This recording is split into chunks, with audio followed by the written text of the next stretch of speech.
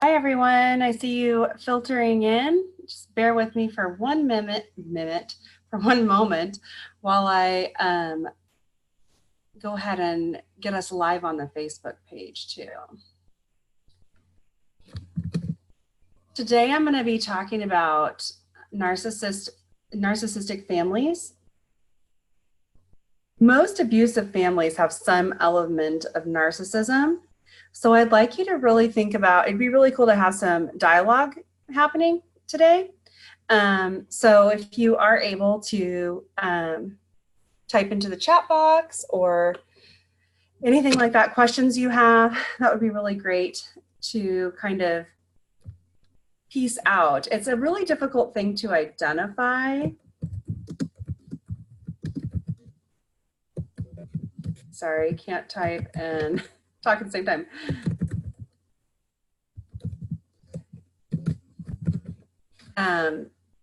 Even for a therapist, sometimes it can be this kind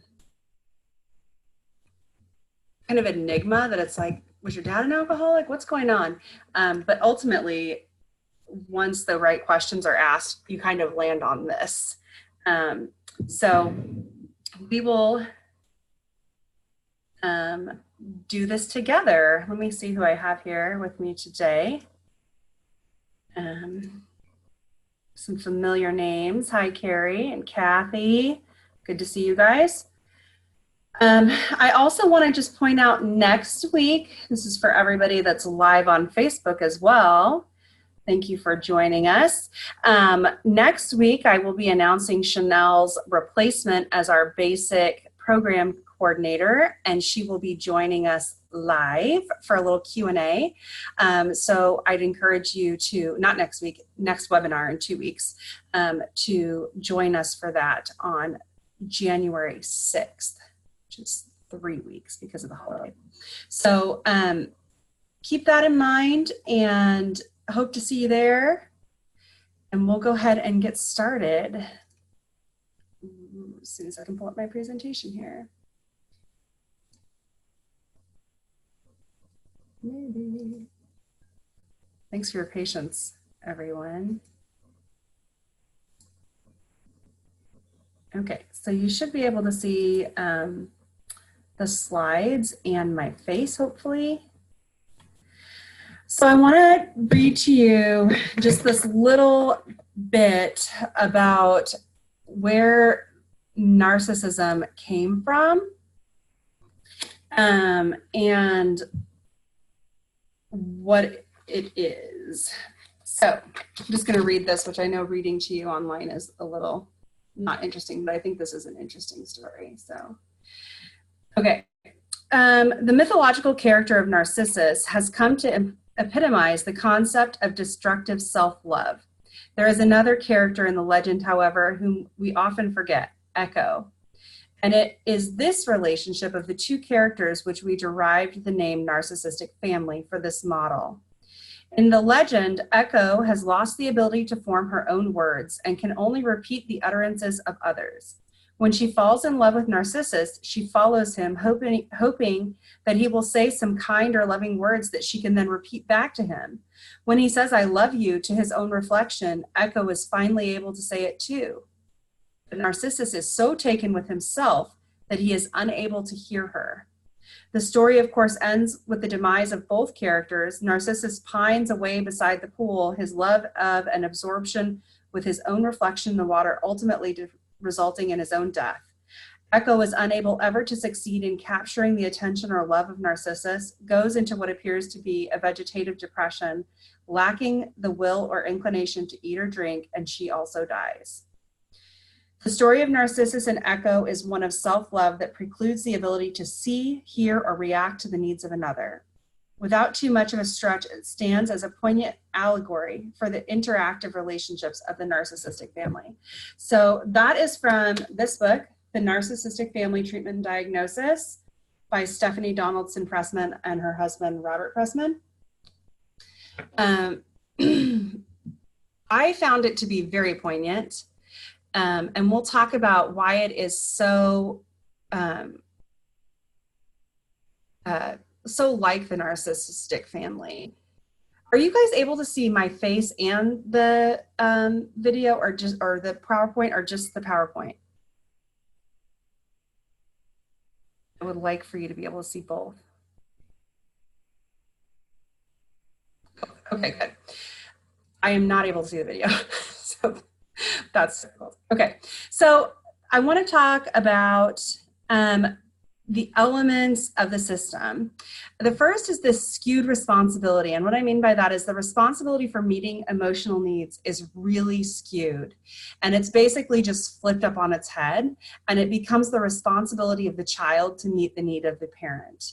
And I'm going to talk a little bit later about how kids in these families can accidentally get their needs met. But by and large, what happens is that the child learns from a very early age that in order to survive, they must become responsible for meeting the child's need.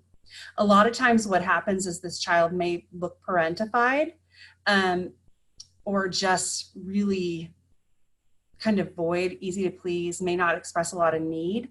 The parents may ultimately say, well, we never asked you to do that, because it's so implicitly ingrained that there doesn't need to be a verbal asking. This isn't the parents saying, you need to X, Y, and Z. It really is just this dynamic that flips things on its head and makes the children responsible.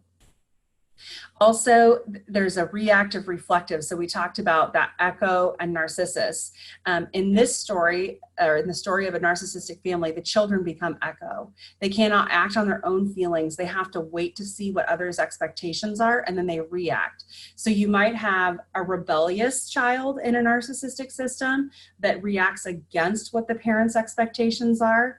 That's going to be viewed really negatively. That might be a child that is really horribly abused. And in a sad twist, that could become the child's way of having a met need, of getting recognition, of being noticed.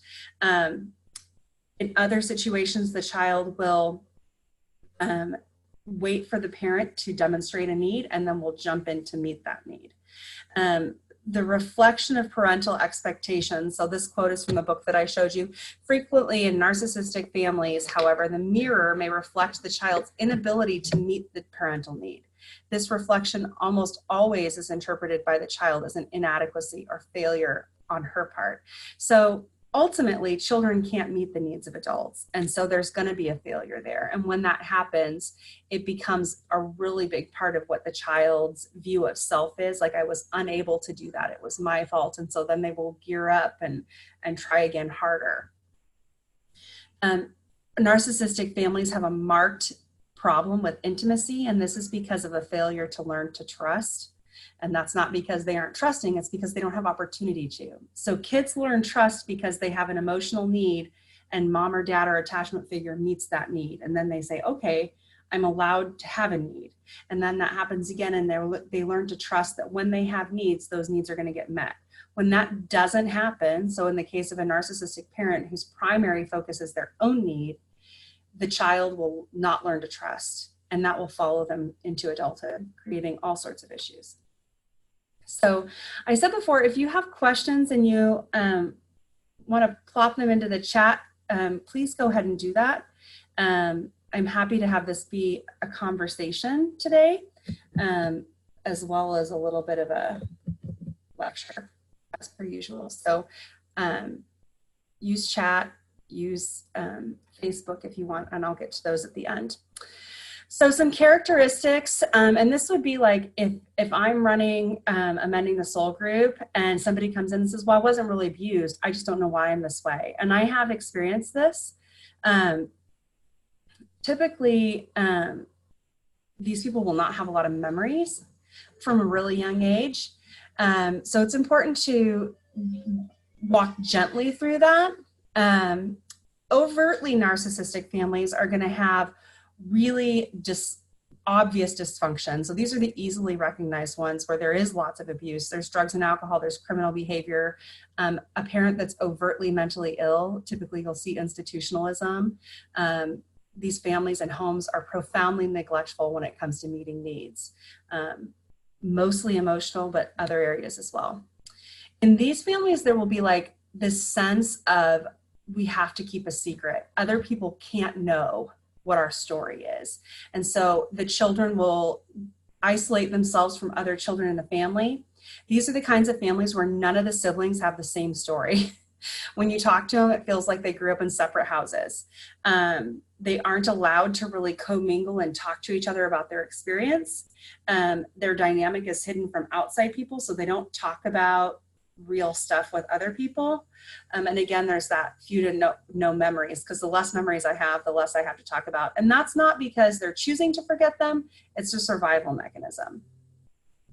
As an adult, the child will typically be filled with unacknowledged anger, report feeling hollow inside, have intense feelings of inadequacy or being defective. They might suffer from anxiety or depression, seemingly unaware of what happened to get them there. So you might be asking, like, what happens if this person shows up in my group and they say, I don't know what happened to me, I just don't know. You might direct them to some reading. So I never like to speak into somebody's life like, this is what happened to you. You might say, it sounds like something I heard one time about narcissistic families.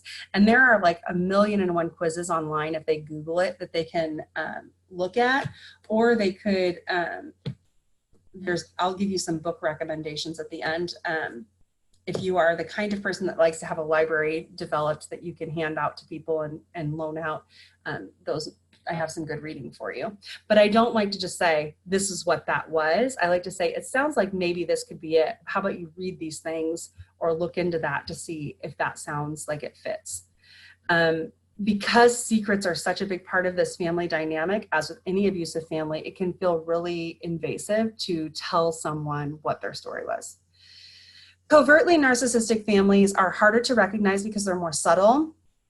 The problem was that so this is a therapist talking, the problem was that the patient manifested all the symptoms we have associated with an alcohol-troubled family, without any evidence of familial alcohol abuse or drug abuse or any abuse of any kind. So this will be like, well, I don't have any memories of anything like that happening, but they have all the symptoms of it. Needs of the parents are the primary focus of the family. Children are expected in some way to meet those needs. The child learns to mask their own feelings, pretend they do not feel, and develop mechanisms to avoid their feelings.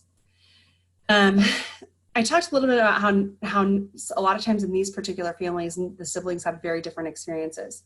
There's also degrees of narcissistic families. So no family is going to be the same. No two people in the system are going to have the same experience. This is one of the reasons I really don't like having family members in the same group. It can feel really invalidating to tell your story and have someone say, that's not how I remember it. And a marker of an abusive family is that it won't be the same for each person because the dynamic is different. The relationship between abuser and abusee, between parent and child, between sibling is different. I like to keep groups very free and open in terms of the ability of someone to have their own story that doesn't need to be validated by somebody else. It doesn't need to make sense to somebody else. My experience doesn't need to have been witnessed by somebody. That's a court case. That's not a healing group. So if you're a facilitator, I strongly recommend that you not allow, especially a parent-child, regardless if the parent is the abuser, but even siblings can be very sticky because of that. So the basic definition is a parental preoccupation with meeting their own needs, usually by the child, often but not always at the expense of the child. So sometimes the parent's need will involve meeting the child's need. For instance, children have a need to play. So it might be that the parent needs to go to the fair and wants to experience that for themselves. And by virtue of the child being there, their need for play and fun is met. But very rarely is a narcissist able to set themselves aside to meet another's need. We talked about these trust issues, and those originate in a lack of permission, whether it's implicit or explicit, to feel or express feelings. What does that look like? That looks like when I cry, I'm ignored. That would be implicit, right? When I cry, I'm told, you're not really sad. Why are you crying? That's not that big of a deal. It could also be, your childhood is nowhere near as bad as mine. You don't have a right to feel that way. Any of those things would be letting the child know your feelings are invalid. You don't have a right to them. unmet emotional needs, unpredictability of parental response. This could be like one day I might walk into the kitchen and ask mom for a cookie after school, and she would be really sweet and give me a glass of milk and sit with me and talk to me. And the next day, she could throw something at me when I asked the same question. So it's this unpredictability of response and an unpredictability of whether or not the need is going to be even heard or met. So this inverted parenting model, in the very beginning, I said we're flipping it up on its head, right? That it becomes the child meeting the parent's need. And this is purely emotional. This is not parentification, although they can be closely related. As the child grows, the parent's own identity may become more and more involved with the child's development. So when babies are born, what do? We pick them up. Most of you in here are ladies, and I'm assuming many of you are moms. Our babies come out, and we pick them up and we look at them, and we spend the next 3 or 4 days just staring at them, especially number 1, right? Number 4 gets ignored a little bit more. But number 1, we'll literally wake it up if we can't hear it breathing because we want to see that child's face. That's kind of an attunement. And when babies are little, they are looking for themselves. Who am I? Who am I connected to? What am I about? What am I attached to? Emotionally, they're also looking for attunement in the face. So babies can read micro expressions in a way that adults don't even realize that we're doing with each other. They see the downturned lip when mommy is going to cry. They see anger in the eyebrows.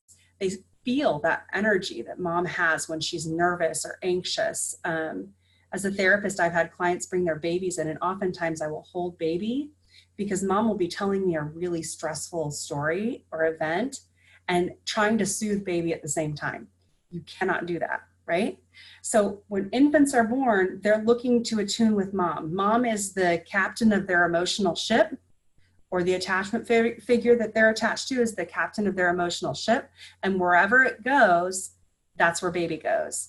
And as they grow older, they learn to experiment with having their own separate feelings and emotions. And mom's job, or attachment figure's job, is to regulate with them. So co-regulate, to teach them how to deal with that stuff. In a narcissistic family system, the parent is unable to do that. An upset baby is a selfish baby, is a troubled baby. It's not my job to make that baby feel better. That baby is supposed to be loving me and making me feel happy. My toddler's temper tantrum is about them not being a good kid and about them not loving me enough and not meeting my needs. It's not about the child being upset and having an unmet need or a situation that needs to be tended to. So in that system, the child learns to adapt to meet the parent's need, and the parent is unable to adapt from this infant to toddler to the next phase, and the parent is unable to grow into those developmental stages and meet the needs of those developmental stages. The child's need for differentiation and fulfillment of emotional needs escalates with normal development. So I have an 8-year-old right now, a 6-year-old, a 4-year-old, and a 2-year-old. And the 8-year-old is just now stepping into this phase of like, I might be growing up. I might be able to ask for what I want. I might need more independence. And it's interesting to see how rebellion is a part of that. There's a pushing away. A narcissistic parent would take that as, you don't love me.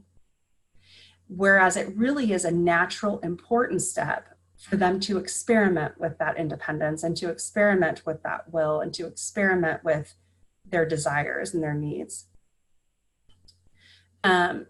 As that happens for a narcissistic parent and the child just expresses it more, the parent system views that as thwarting them, like thwarting the system, thwarting authority, thwarting the parents, and really would characterize it as, you're selfish. The parent is unable to see a child as a distinct, autonomous being with feelings and needs that are different and apart from him or herself. So picture the narcissist or narcissus with his mirror saying, I love you, I love you, I love you to himself, right? And the child is over here with his own feelings, but the parent can't look away and look at the child.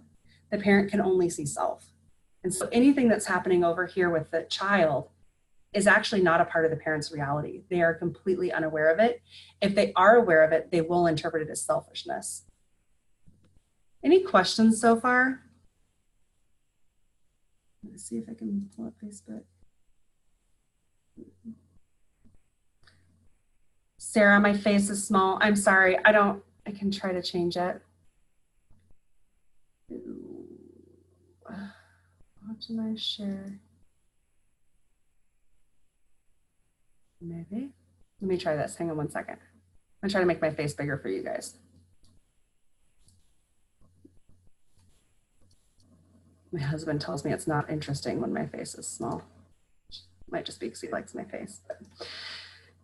Okay, let me see here. Sorry for the pause. If you use this time to type questions if you have them.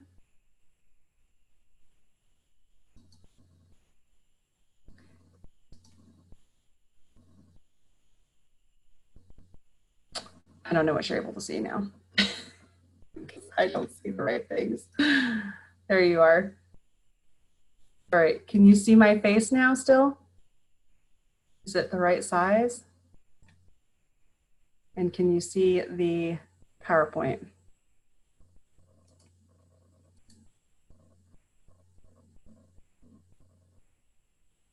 I hope. Okay, we'll just keep going.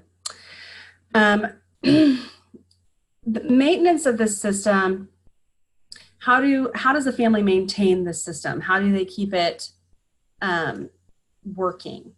One of the main things is, and it's funny to read these and then to listen to the stories of our participants and to listen to the stories of, yes, Jean, I'll do that in 1 second, okay? So Jean's asking for the difference between parentification and narcissism.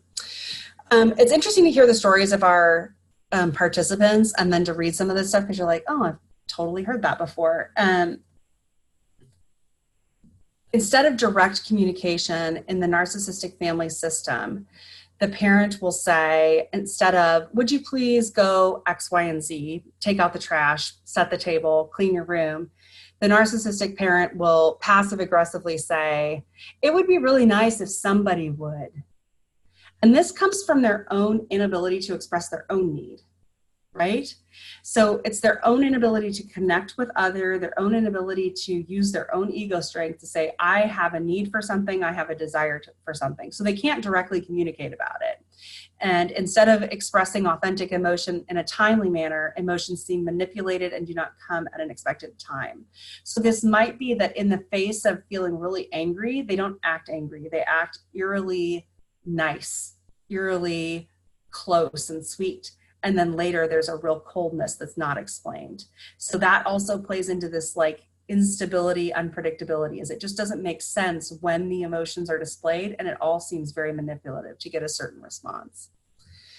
Triangulation, married parents communicating through a child. More often than not though, it's an inappropriate level of confidence in the child. So small children or children in general knowing about their parents' sex life or knowing that dad had an affair or knowing about mom's drinking problem. There is this adult level of confidence placed in the child.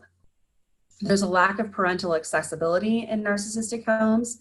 Their ability to have authentic, meaningful conversation about feelings and emotions does not happen. And that's because needs equals selfishness to a narcissist. So anytime you have a need, you're selfish. There's unclear boundaries. Children do not own their own feelings. Their feelings are not considered. What that looks like is you don't feel that way. That's not true. That didn't happen. That doesn't make sense. You don't need that. It might also look like no privacy. So this is, I've heard of parents taking the doors off of their children's bedrooms because they don't want the child to have any secrets. Parents reading diaries and using that as ammunition. Unclear rules governing what each person can expect within the family. Like, what are the family roles? What are the rules in the family home? What are the expectations of behavior? All of that would be very muddy and unclear. The moving target.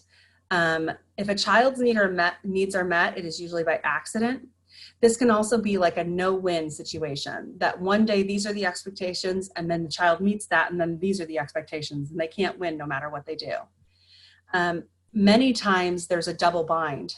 which is similar to a no-win, but it creates a situation in which the child can't move because any way I go, I'm going to fail. I'm not going to make the right decision. If I go here, it's going to be this. If I go here, it's going to be this. So I'm just going to get stuck. It creates this binding situation. There's a lack of entitlement. And it's interesting that we use the word entitlement here because it's not the way we talk about entitlement nowadays. This is actually an entitlement that you do have, which is an entitlement to your own feelings. This emotional entitlement is the locus by which healthy boundaries and intimacy are established. So if I am not entitled to have my own feelings, then I am not entitled to boundaries, and I am not entitled to intimacy, and I am not entitled to needs. So even small children are entitled to their emotions. It's really important that we as parents understand that. And I just want to note here, sometimes when we've been really wounded by our parents or by others, children's emotions when we're parenting can be really difficult and overwhelming. It's important to ground yourself so that you're able to allow them the entitlement of their own experience and their own emotions. And your overwhelm is your issue, not theirs to resolve. Mind reading. A lot of times you'll hear this. I shouldn't need to tell you what I need, how I feel, what I want. So there's an expectation from a narcissist that you be able to meet all of their needs without them needing to communicate it.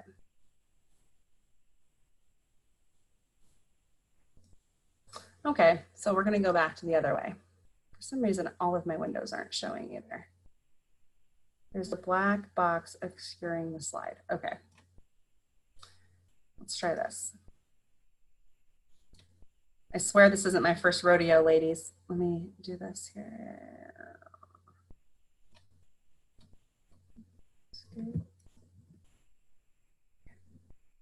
Now,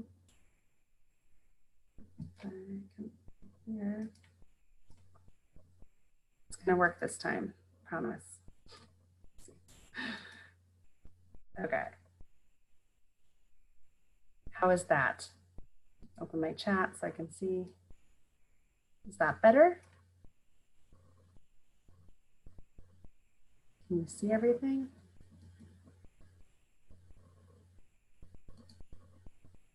No.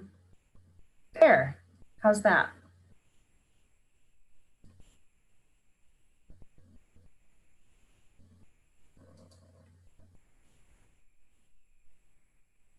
There's a delay. There we go. I'll scroll back through them at the end, Kathy, so that you can see them, so you can take screenshots. I don't share my slides just because intellectual property and all of that. So thumbs up, everybody can see. Jean asks, can you give a couple of ways that narcissism is different from parentification? So in the sense that narcissism flips the parent-child model on its head. I'm sorry, that will be the last time. I'm so sorry that it makes you log out. I'm really sorry. I just want everybody to be able to see everything that they need to see, that we won't mess with it anymore. So because narcissism flips the child into meeting the emotional needs of the parent, oftentimes that is parentification. Parentification can also be many other things. And a child in a non-narcissistic home could also be parentified. So a child that is responsible for taking care of a parent with MS, a child that's responsible for their 16 siblings because mom has to work really hard. Those could be parentified children that don't necessarily have narcissistic parents. Does that make sense? Is that helpful? The difference there?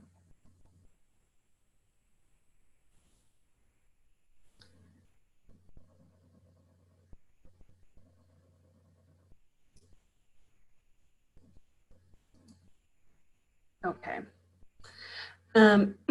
So here we have the 7 deadly sins of narcissism. So I'm moving into kind of what makes a narcissist, what is a narcissist. So some things that a narcissist will experience or that you might notice about someone that you think, I think they're a narcissist. The first one here is shamelessness. And what this means is it's really impossible to embarrass a narcissist or to make them feel shame. It's difficult to notice that they feel badly about anything. And that's partially because, you know, they're too busy telling this mirror, I love you, I love you, I love you. That doesn't mean they actually really love themselves. So I've had people say, I don't think they're narcissists because I don't think they actually like themselves. They don't.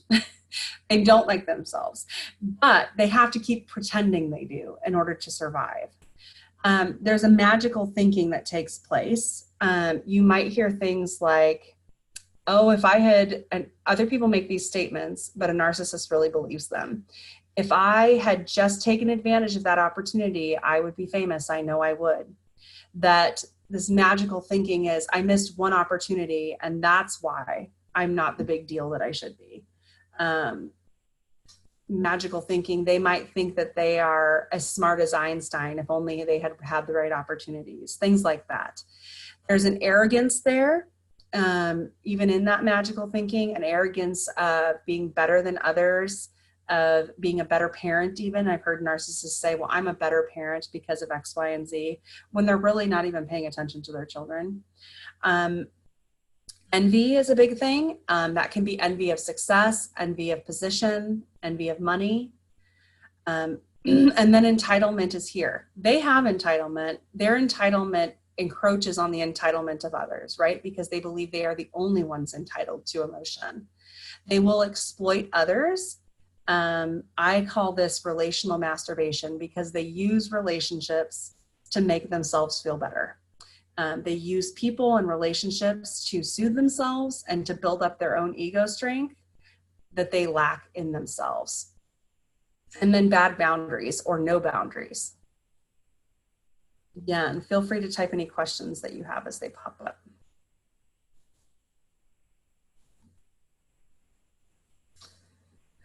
All right, where does it come from? I've heard parents ask, am I raising a narcissist? So I talked a little bit about, you know, baby, you're looking at baby's face as baby gets older, their needs change. And so your role in meeting those needs changes, and their requirement of you changes. So I want you to picture kind of a 3-year-old that has really grandiose thinking about themselves. They think that they're Superman. They think that they're all powerful. They think they can walk on walls. And to a certain extent, we feed that, right? Like, you are amazing. You are great. And that's good. You don't want to tear down a 3-year-old because that's part of their development. There's also this entitlement of, I'm the only person in the universe, right? That everything revolves around me. This is why when there's stuff happening in the home and the kids don't get an honest, age-appropriate explanation, they immediately think it's them because they are egocentric in that way. Also, nobody can throw a temper tantrum like a 3-year-old. There's this rage and this infantile will that takes over that's really hard to control. A narcissist is basically an emotionally around 3 years old. And that happens because when it came time for that child to move into individuation and the development of self, the primary attachment figure was unable to nurture, comfort, socialize, and correct the child appropriately. So either correction didn't take place, or it took place to the extent that the child lost a sense of themselves. It could be that they had a narcissistic mother or father that didn't meet their emotional need. And so there wasn't this cycle of nurturance, comfort, allowing the child to go out and experiment, correct and guide, and then start over again. There was maybe a sheltering from any kind of socialization, a sheltering from experience, so that individuation just didn't take place. Shame, rage, and aggression weren't dealt with. So when that child is raging or feeling shame, the parent isn't helping the child learn to cope with those things in a healthy way. And so what happens is that instead of developing a really strong sense of who they are, what they're made of, what their needs are, how to communicate that, they lack a sense of self, and they don't have, I guess a way to picture it would be, if we're all containers holding water, that is the sense of who we are, a narcissist lacks the container. They don't know who they are. And so their stuff just spills out everywhere.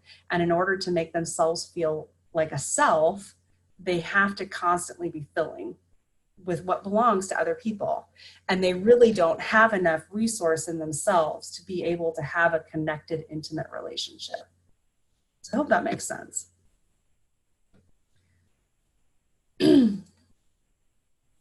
So mending the soul can be really useful in addressing having a narcissistic parent. Some other things that can be a part of recovering from that, because if your parents are still living, I love, my husband always says, it's easier to forgive the past when it's not the present. So if you have a parent that did a bunch of stuff in your childhood and you forgave it, and maybe they've repented and they've changed their ways, that's an easy path to restoration, right? If you have a parent that is a narcissist, there's not a great chance that that parent is going to ever recover from that. That's a lot of therapy and work that a lot of narcissists aren't willing to do because it hurts. So what do we do about it as we're recovering from that? Revisiting is kind of the first stage, and we can do that in Mending the Soul. That's where we look at our story. What did it look like? What actually happened? Were my needs met? And that can be really jarring as an adult to look back and go, I really wasn't ever parented in the way that a parent should parent. I wasn't comforted. I wasn't nurtured. My emotional needs were not met. And to look at what actually happened, to revisit those moments and what the dynamic was. So that is part of our process in Mending the Soul. And then mourning the loss of the fantasy. So I think about this time of year in the holidays when we are gearing to see our family, when we are hoping to experience the joy of visiting together that really honestly few families experience. There's a mourning that needs to take place. There's a mourning that needs to take place, a grieving of the hope that there could be a different kind of relationship. And really for many of us that we will ever have the parent we long for. A recognition that narcissism is a personality disorder. Personality disorders are notoriously difficult to treat and heal from. And there's probably not a lot that's going to change for that narcissist. Recognition for yourself of the pain that was caused. We definitely do this in Mending the Soul.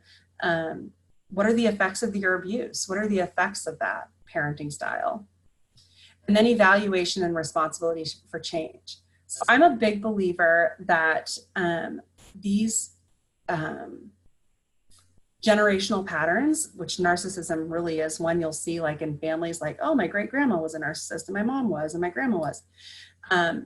I believe that the sins of the father are revisited on multiple generations. I also believe that the blessings to the children of those who change those generational patterns are in the thousandth of generation. So the responsibility to heal and do differently really rests on those of us who are doing the healing work. And I talked a little bit earlier about what it looks like when our children are experiencing emotions and maybe our emotional needs weren't met, and how to self-correct that and address it. But that can be more difficult than it sounds in that simple epitaph of making it your responsibility. So that's basically all I have for today on the slides, but I do want to open it up for conversation. Carrie, if I go out of presentation view, will it kick you out so that we can just chat without the slides up? And I'm going to go back through these so that you can see the ones that we missed. Okay, so I'm going to go back through these. Why don't you guys, you can go into the Q&A box by clicking that, or you can click chat and type in there for any questions you have. This one was one of the ones I think you guys missed. The inverted parenting model, and then this one for sure. So if you want to screen grab those, you can. All right, I am going to close the share so that we can just chit chat.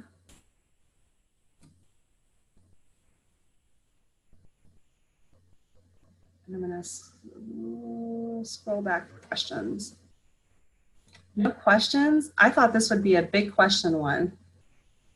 Have you guys ever had an experience where somebody's in your group and they don't know what's wrong with them and you can't figure it out either?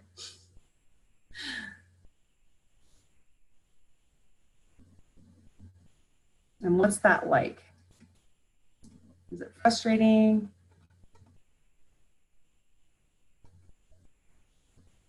Yeah.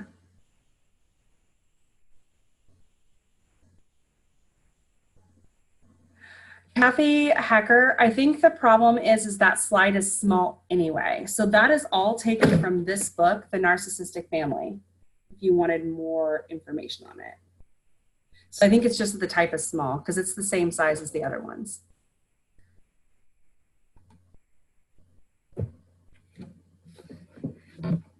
Yeah, sometimes people come in knowing that they have stuff they need to talk about. I did a men's group, which no, women should not do men's group. I did a professional men's group as a therapist. I did a men's group and had a guy that said, I know something's wrong, but I can't pinpoint what it is. And I'm hoping that this will help me understand it. I think we all have experienced that somebody might come in saying, I had a really critical mother, and then realize they had like tremendous abuse. So I think that mending the soul can be really useful in helping to identify abuse, because that can be a really big step for somebody to take.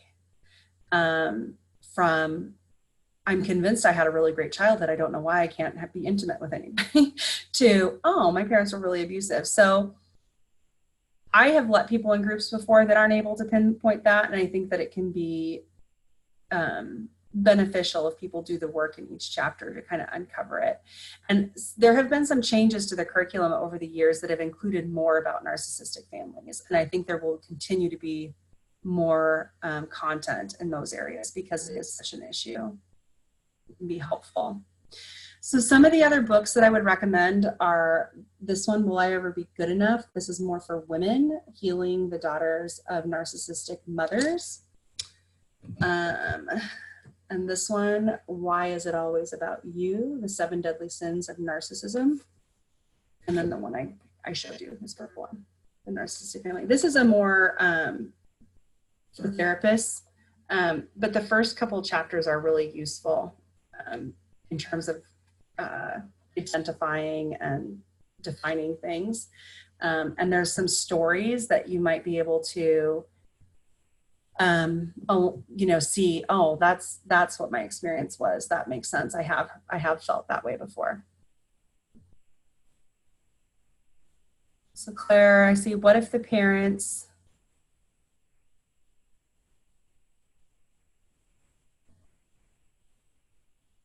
oh, okay. I'm going to scroll back up, Kath. Absolutely just had this discussion. Last week she said she wasn't abused. She kept saying the material wasn't resonating with her. Then we talked about narcissism and unnurturing. Yeah, so the opposite of, trauma is basically anything less than nurturing, right? So I think that's really great, Kath, that you were able to kind of guide that. And like I said, I don't see anything wrong. Like I've even sat with narcissists before and said, I wonder if you've ever thought about, what it looks like to feel that way. Like, what is that comes up? So I think you can sometimes even guide in marital, like guide people to figure it out themselves, to self-discovery. What if the parents never admit it? So a narcissist will never admit to being a narcissist. Ever. That would be emotional suicide. So it's really important to understand that I don't need anybody else to do anything for me to be okay. Nobody else has to participate in my healing. Nobody else has to ask for forgiveness or apologize. I can heal completely without all of that. The trick is, if you continue to be in relationship with someone that's abusive or a narcissist, you will continue to get hurt. So you have this deep childhood wound, let's say this container full of festering yuck that you're healing from. And every time you're near your parents, they fill it up again because the past is the present. It's not going away. So they are unable to draw boundaries around themselves. So you remember I said their container for their water doesn't exist. So they're just bleeding all over the place, flowing everywhere. no boundaries, I'll get my needs met where I can. You have a container. And so it's really important that as you heal, you work towards really healthy boundaries to protect yourself. And sometimes that might mean not having a relationship. Sometimes that might mean having a really distant relationship. You will never get that need of having your mom love you or your dad love you and express that to you in a meaningful way. That need will never be met by a narcissist. They are incapable of meeting that need. So a lot of this mourning and a lot of this grieving comes from realizing that the hope for that, probably without a miracle in the life of that person, is not going to take place. And no amount of you presenting ideas or discussing it or telling them how you feel is going to change that. If they are indeed a narcissist, it will not matter. And that's really how you tell. So I'll just tell you in my own story, what did it for me is that I kept drawing these boundaries, and it was as if there was no wall there, and she'd come barreling through, and the boundaries got to a point that they were so extreme that there was virtually no relationship there. And in she comes barreling through doing what she does. And I said, when you do X, Y, and Z, it really hurts. And she literally said back to me, but it makes me feel good. And so the conversation I had was, I want to make sure you hear me and that you heard that I'm hurt. And that your response was that you don't care because it makes you feel good. And it wasn't until that point that I was able to make the distinction between what I could understand was healthy and good and what she was unable to see. And it's at that point that I was able to say, she's never going to be able to do that, because for her, that would be emotional suicide. Yeah, so we all have, Kathy says, how is narcissism different from extreme selfishness or being a lost sinner who is acting like one? So the basic thing that I just said, Kathy, is that they are incapable. They do not have capacity to love another. They do not have capacity to meet the needs of another. Their emotional sense of self, that well that we all pull from when we want to love someone else or nurture someone else, it does not exist. They're empty. And so it's not just sin or selfishness. It's not just, I'm going to do what I want, forget about you. It's, I don't see that you have a need. I'm the only one that has needs. Does that make sense?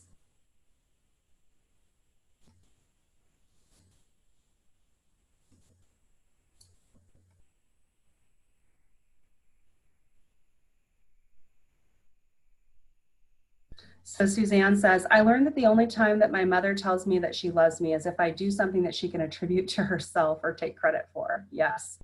I love that you do blah, blah, blah, blah, blah. I'm so great for teaching you that. Let me tell you what else I do that's wonderful. Yes, Suzanne. My mom told everybody that she picked out my husband and she hadn't even met him yet. So I totally get that. And I was like, you don't even know him. I'm so confused. Do narcissists tend to get worse as they age? I think personality disorders generally do increase in severity as people age. And I'm not sure if that's because, part of it is I think that they lose contact with the outside world because people get tired of relating with them. And so they just don't have a lot of interaction with healthy people. And so it's more obvious.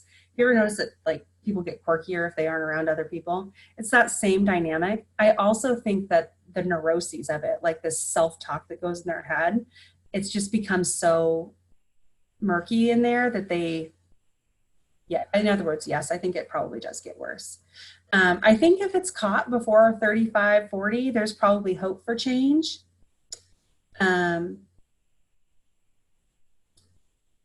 Beyond that, I personally think without a miracle from God, there's not a lot of hope for healing for personality disorders. Do they learn that? So Jay on the Facebook page asked me, do they learn that behavior? So one of the slides that I talked about said when they're really little and they're babies and they're moving from that attached to mom, or my attachment figure is the person that determines where I'm at, right? If mom is really sad, I'm regulating with mom.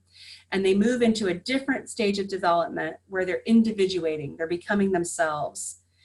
That stage, mom is not able to help them do that. And so they don't ever develop a sense of self.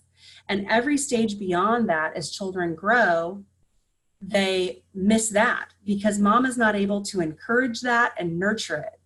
Mom's main interest as a narcissist, and it could be dad, it could be either parents, it could be both parents, but the parent's main interest is not helping that child learn to be a self, an individual with their own unique needs, desires, feelings, and emotions. The primary focus of the parent is getting their needs met. So if they need to feel beautiful, mom might say, look at me, don't I look beautiful? Don't you love mommy's hair, right? Something like that. But it will never be, you are. How do you feel about yourself? It might be, you're so beautiful, you look just like me. I used to look just like that. See how beautiful I used to be? So there's this twist on it, right? So do they learn that behavior? In that they were never taught differently, in that they were never taught to develop a sense of self.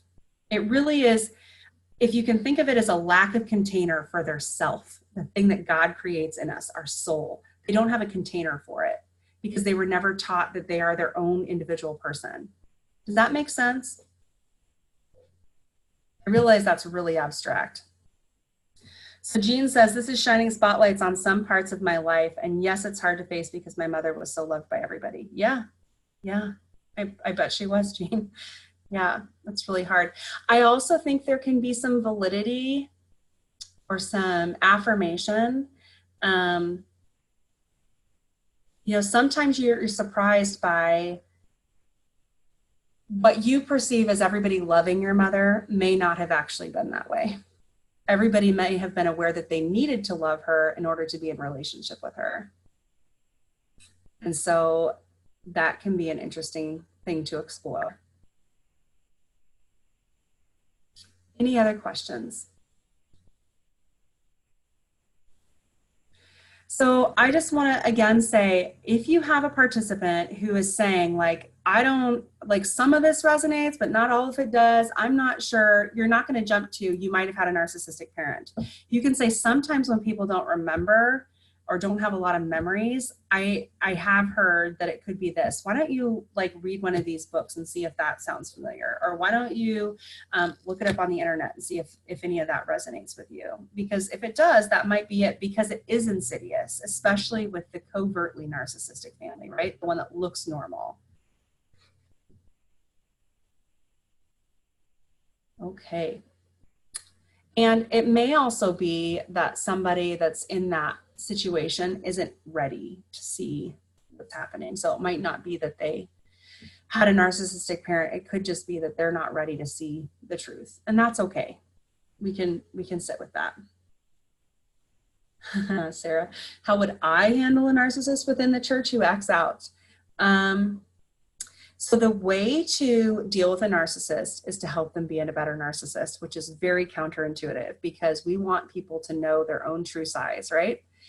So the way to kind of counteract that and kind of subdue it is to help them be a better narcissist. And that's hard. I see this a lot in domestic violence situations. And so a lot of my dialogue will sound like, well, I know that you're perfectly aware that X situation needs to be this way because you're so good at that sort of thing. So I wonder if you could do this instead. So you're going to build them up and affirm that they know everything and gently guide them in the direction that they already know is proper to go in the other way that you need them to go. That's, I would say, the therapeutic way to handle it. The biblical Christian way, I think the fact that they cannot experience empathy is a problem. If they're acting out as hurting others, they're not able to care about that. So that's going to be, if that's your goal, that's going to be difficult.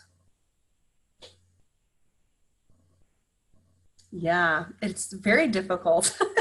Jay says, that's interesting. Yes, it's kind of, when I first came across it, it really blew my mind, but it is effective. I wouldn't say it's effective with your family. I think if you're dealing with a narcissist that is not responsible for meeting your emotional needs, that's one thing. I wouldn't do that with a parent. I would definitely set very clear boundaries with a narcissistic parent and distance where appropriate. Anything else? This was a toughie. This one kind of makes insides feel icky. And so I just want to reassure you that if this is part of your story, and maybe it's opening up new parts of your story that you weren't aware were there, that's okay. And all of, we talked very briefly about the feelings of hollowness and the feelings of being worthless and being defective and all of that, because your parents never built that into you. God can heal that. And that is something we do. We specialize in mending the soul. And so as you facilitate, new stuff comes up for you, make sure that you take that out of the group, that you have someone you can reprocess with, either a therapist or another facilitator or a prayer partner, that you can take that up with outside of the group you're facilitating, and go through some of the exercises again about a different abusive situation. I know the first time it was one thing for me, and then the next time it was another thing, and then, whatever. If you have chronic abuse, new stuff is going to pop up. And so it's okay to need to go back and redo stuff. They asked, what if you have a narcissistic sibling? I think the same thing. I think the closer the familiar relationship with a narcissist, the stronger the boundary. A stranger or somebody that's not related to you, you can deal with differently than someone that there's the expectation that they should love and care for you, right? Because you're always going to be let down that they're not doing those things. Kathy, it seems like narcissism is in direct opposition to the life of Christ as a person. It absolutely is. It's also a mental illness. So, yes, but I think equating sin with mental illness isn't always helpful. So if you think of it as this little kid who didn't get the nurturing and caretaking that they needed, and so they turned into this adult that does this, and it's not a choice, it takes on a different flavor. I don't know. I hope that's helpful. If I think of it as my job as a follower of Christ is to love people and to guide them as far as they'll let me, or as far as I'm able when I'm asked. And my job isn't to solve all of the problems. That's helpful. And I always, always, always try to imagine these people when they entered the world as infants. And I'm sorry, I probably will get emotional here. And I think about how a parent could fail to do what was necessary for that child and how damaging that is. And that gives me a whole lot more grace, even for the narcissist, because it's a whole lot of pain that created that monster.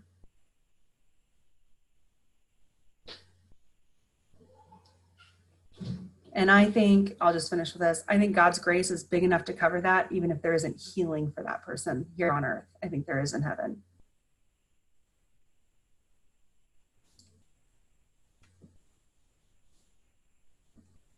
All right, ladies, this was an intense one. Feel free, if anything pops up for you later, to type it into the Facebook chat box, and I can answer you there. Again, I'm recognizing a pattern with firstborns who have a sibling 3 years younger. It's interesting, Carrie. I'd be interested to chat with you about that. My dad passed away from Parkinson's. One of my friends told me to imagine my narcissist mother healed the same way, and I imagined that my dad would be healed someday. That's very sweet, Suzanne. I think sometimes, so my mom's a narcissist. We have a very, very distant, troubled relationship. There is a sense of relief in knowing that if they're a believer, there is going to be a different experience. And there's also that compassion of knowing, like, they didn't get that way on their own. And so imagining it as a disease can be really helpful.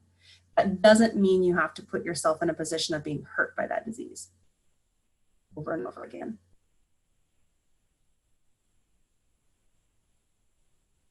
Yeah, absolutely. Absolutely. Next January 6th, I'm not even going to say how many weeks it is because I'm so confused by the holidays and this year's Thanksgiving was totally off. January 6th, I will be announcing Chanel's replacement. So, Chanel was our prior program director for Mending the Soul Basic. We have found a replacement. She is phenomenal. She will be a familiar face to you, and I'm going to keep it a surprise. So I'm not telling you yet. And I will be doing a brief Q&A with her at the beginning of our webinar. So if you want to pop in and ask questions, feel free to do that. She's got some really great ideas, and I think it's going to be a really great addition to our program. So January 6th, 5:30 p.m. Arizona time, 7:30 p.m. Eastern time. So I will see you all then. Have a great evening and a very Merry Christmas to everyone.